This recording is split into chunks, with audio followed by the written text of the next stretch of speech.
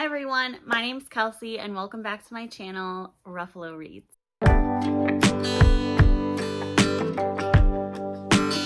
So today I thought I would bring to you my November TBR. So all the books that I want to get to in the month of November. The month of October started out really rough for me. I was in like this really weird slump, I guess. I don't even know if I've ever been in a slump before, but I was just like not feeling anything. You know, I kept reading books that I wasn't loving.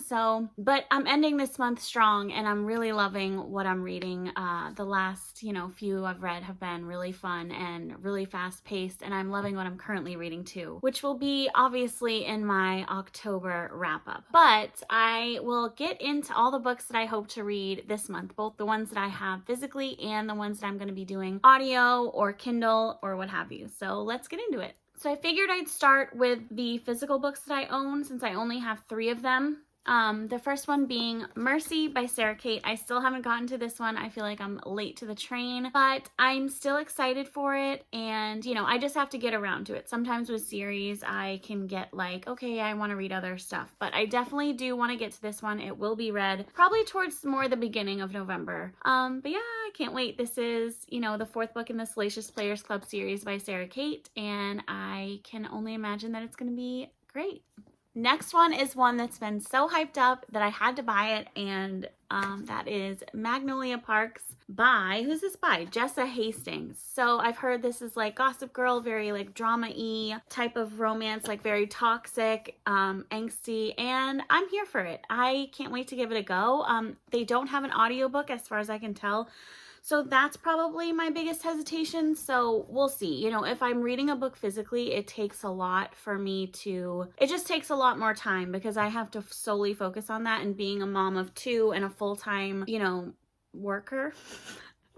It's hard to sit down and be able to focus on a book, and this bitch is long. So we'll see. I do want to get to it. I am hyped for it. However, an audiobook would be nice.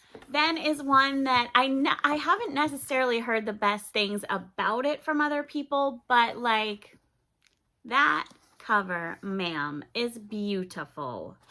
Like the little embers. I don't know. I'm just like, literally, this is a cover by, and I'm just intrigued. It's, they loved each other from childhood, returned from overseas. So, maybe it's like a childhood friends to lovers type of thing. Angsty, I hope, romance. I've never read anything by Emery Rose. So I am excited to get into this one and see what it's all about. See if I actually like it, or if it's, not that great. But I hope it's great, and I am planning on reading this more towards the beginning of November as well as Mercy, not Magnolia. I have to plot that one out a bit. All right, now let's get down to the nitty gritty, the books that I want to read that I don't physically own. So early November, I want to read Pretty Girls by Karen Slaughter. I recently read Girl Forgotten by her, and I really enjoyed that one. I know it's a sequel. I did not read pieces of her, but I did watch the Netflix show, and the show was okay.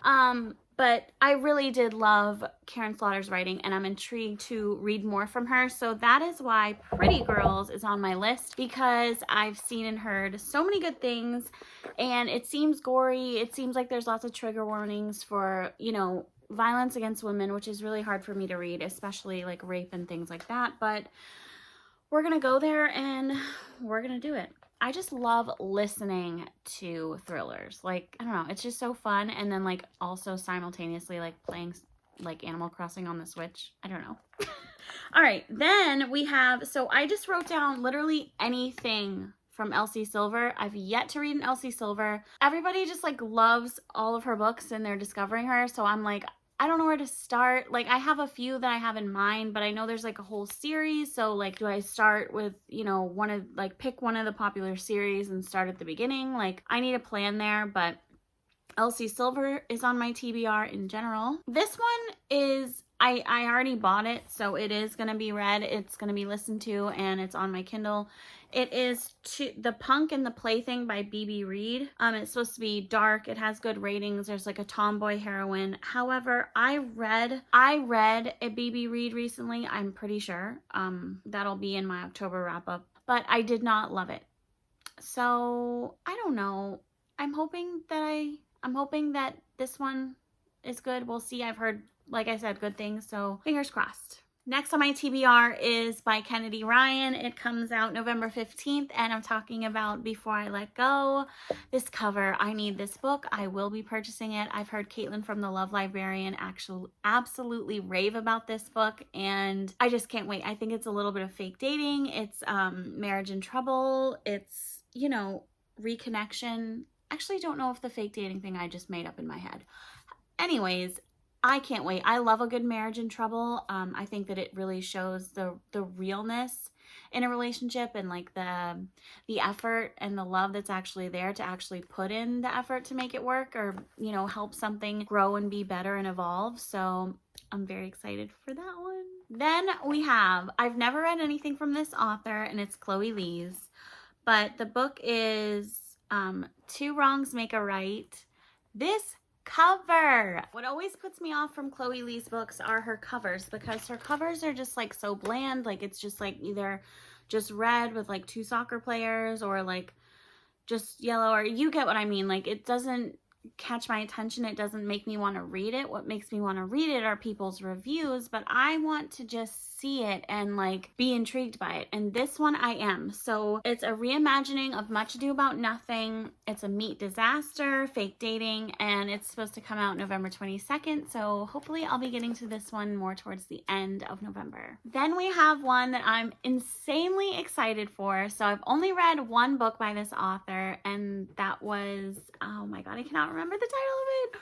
But anyways, I absolutely loved it, and it's by Sarah Hogle. So it's her book Just Like Magic, and it has like fantastical Christmas spirit elements into it, and it just looks absolutely adorable. It has pretty great reviews, and I can't wait to get into like the fun feelings of like Christmas and the Christmas spirit and love and light, and I just cannot wait. And this cover, like I said, is beautiful. And the last book that she wrote was last book that she has that I read was the Marriage in Trouble one, and I freaking loved that book. So I can't wait to read another one by her and just get into more Christmas type ones towards the end of November. I know last year I read In a Holidays by Christina Lauren, and I did not like that one. I know a lot of people did, but I just was not one of them. But so hopefully this year I can find a more Christmassy type one that I actually like. I had a bunch in my cart today, and I was like, listen, you need to calm down.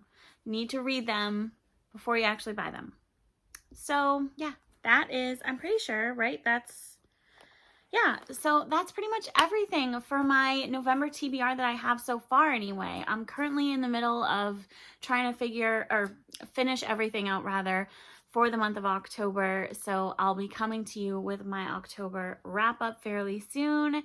I hope that you guys had a great October reading month, and thank you so much for watching. Please like, comment, and subscribe, and until next time, guys, bye.